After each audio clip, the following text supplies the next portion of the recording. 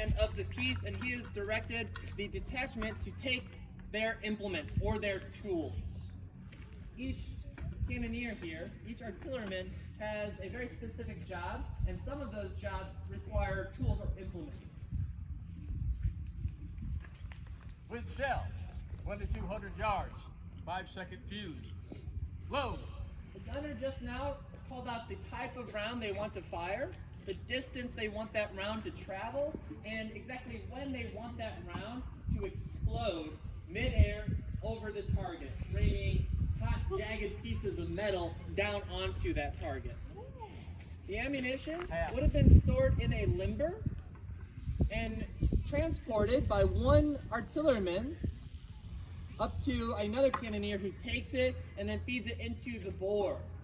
For a cannon like this 10-pounder Parrott rifle, ammunition was semi-fixed, meaning the projectile and the powder charge were two separate objects, and each one had to be rammed into the bore. We do demonstrate those two procedures, the ramming of the powder and the ramming of the projectile, but no projectile is being used today. Now the gunner is going to work with another artilleryman to make final adjustments to pointing the gun or aiming it. And then once the gunner is satisfied with the direction, they will take us into the next command. Ready. Which is ready. Ladies and gentlemen, at this time, please cover your ears.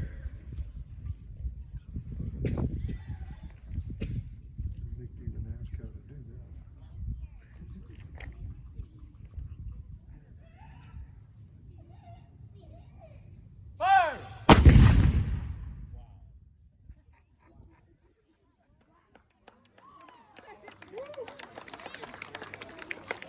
That was more than I thought.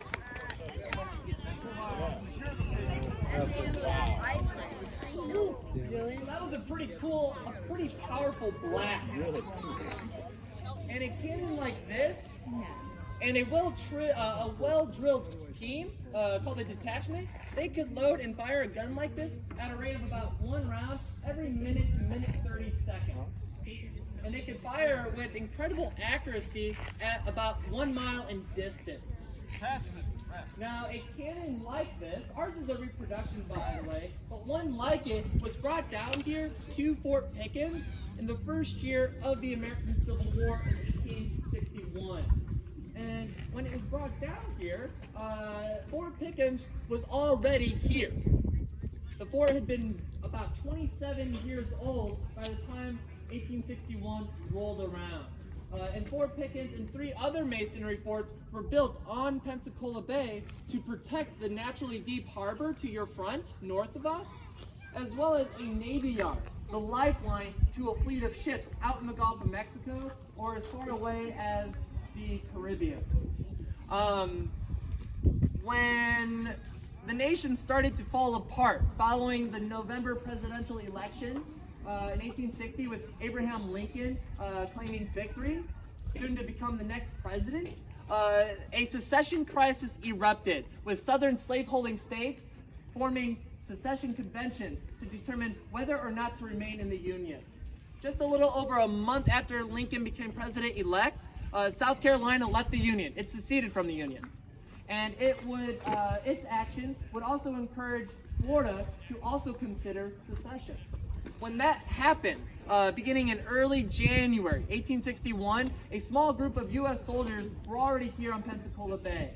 There were about 50 of them, and their officer realized that they were not safe across the harbor from us, where the Naval Air Station is today, the home of the Blue Angels. That air station did not exist in 1861. Rather, it was the site of a Navy yard. But that Union officer had the foresight to take his men and as much supplies as he could and retreat from the mainland and come here to the isolated Fort Pickens. He also brought a group of 30 sailors out with him, sailors who were very unhappy to be taking orders from an Army officer. But here they worked together, about 80 of them, and ultimately they refused to give up Fort Pickens to state authorities. Later, those same officers refused to give Fort Pickens up to Confederate leaders. And that's how this fort was kept by the Union throughout the entirety of the Civil War, which lasted for 4 years. So today, as you go around the fort, if you catch a glimpse of our nation's flag waving over this fort, that is the only flag to have ever flown over these brick walls, even though Florida would go on to become a Confederate state. With open hostilities, there would be an increase in Union soldiers and sailors and Marines here in and around Fort Pickens. There would also be a lot of supplies coming up the Gulf to deliver here at the fort. Meanwhile, Confederate soldiers, men from Louisiana, Alabama, Mississippi, Georgia, and Florida, they held the opposite shore. If you look across the distance, you'll see trees over the water. All of that land would have been held by those Confederate forces. And in the summer months, here on Pensacola Bay, both sides made extensive preparations for upcoming battles. If soldiers weren't moving cannon and installing them, they were standing guard. If they weren't standing guard or moving cannon, they were drilling day in and day out with muskets like what you may have seen earlier, or with cannon like what we have here. Drilling so much so that they could be prepared to go into a battle. A very stressful situation, a situation where they would want to instinctively know how to react. They would try to prepare as best as they could for that. Eventually, in September, the first fighting erupted here on Pensacola waters. And that Union raid, which led to victory, would lead to a Confederate attack here on this island the next month in October, in what would result in the Battle of Santa Rosa Island. Because of that surprise Confederate attack, the Union soldiers here would want to retaliate. So 158 years ago this weekend, a November bombardment took place. And that's why we are doing this living history for you today and these cannon demonstrations. It's to mark a battle, a forgotten battle, that took place here on these waters and affected American lives. It was on November 22nd that a cannon here on the top of the fort fired a 128-pound cannonball. And that ball went screeching through the air and landed across the water in Confederate lines. Dozens of other Union cannon would soon join into that fight. And about 30 minutes later, Confederate cannon would reply. The air was thick with 100-pound projectiles flying to and from this fort. The fight would last throughout the 22nd and grew to a gradual close that night, when really darkness and a storm forced both sides to recuperate and to prepare for renewed action on the 23rd. At about 10 in the morning on the 23rd, the fighting resumed with equal ferocity as had been experienced on the 22nd. And it would last again throughout the day. There was an Alabama soldier who fought and survived that battle.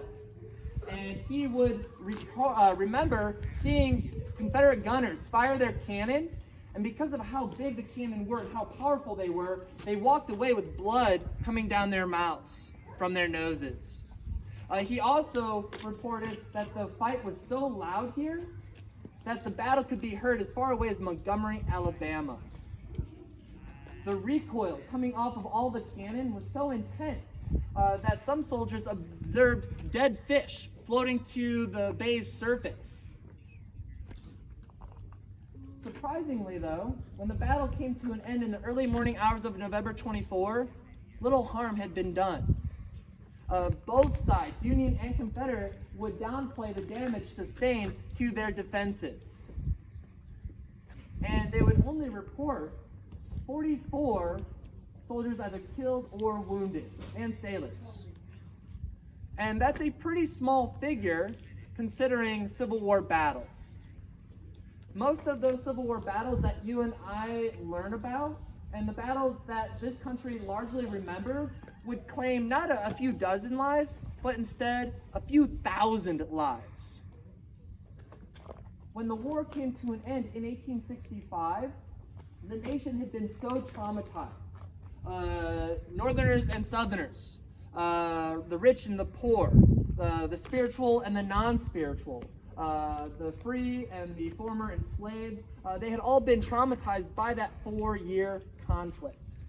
That by 1865, most Americans did not have the emotional capacity to remember all of those battles that took place, like the small fight that took place here in November of 1861. But I think those who have given their service in this nation ought to be remembered. And 50 years ago, Fort Pickens was made a part of Gulf Island's national seashore. And it would ensure that generations down the road, you and I here today, could come in and remember the sacrifice of those people 150 plus years ago. And look at it and try to understand the complexities of our nation's past with the hope that by understanding the past, we can better understand the world that we live in here today in 2019. So I really appreciate you guys coming out today on the anniversary of this battle and attending this cannon demonstration to learn a little bit about our collective past. We're going to fire one second time. This will conclude the program. Afterwards, when the cannon has been secured, we'll open the range, and each of you is invited to go out and take photographs with the demonstrators if you want, and ask any questions that you might have. You guys ready to turn command over to our gunner? All right. So that command again went like this: gunner, commence firing. I'm going to say 1, 2, 3, and together you will help me give that command. You ready? Are you ready? Yeah. There it is. 1, 2, 3. Gunner, commence firing. Attention, detachment. Take implement. So immediately around the gun are 4 cannoneers, known as the number 1, number 2, number 3, and number 4. The number 1 has a tool called a sponge rammer. On one end is a sponge that they dip into water to run down the bore. The idea is that they can put out burning embers before putting in a fresh powder charge. Fifth shell, 3,000 yards, 8-second fuse, load. The 1 and the 2 step into the carriage. The number 2 is going to be the person to receive the ammunition from the number 5 back here at the limber. The limber is not just where you store the ammunition. It's also how you transported your gun. A team of 6 horses would have been harnessed to the limber, and then you would hitch the cannon to that object, and you'd be able to drive the gun from one destination to the next. While the ammunition is being loaded, the number 3 cannoneer, at the back thick part of the gun, called the breech, they have their left arm up on top of that breech. Their left thumb is wearing a leather thumb stall, and it's being used to cover the vent, a hole that runs straight down to the bore. Oxygen is one of those ingredients that you need to make fire. So by closing that vent, you can cut oxygen off from getting pumped into the bore when the one rams or sponges. Now the number 3 is going to work with the gunner. The gunner has an elevation screw under the breech. They could use that to either shoot further or more closely. And they would tap the stock on the right or the left to point left or right. Ready. All right, now we're about to fire. Ladies and gentlemen, at this time, please cover your ears.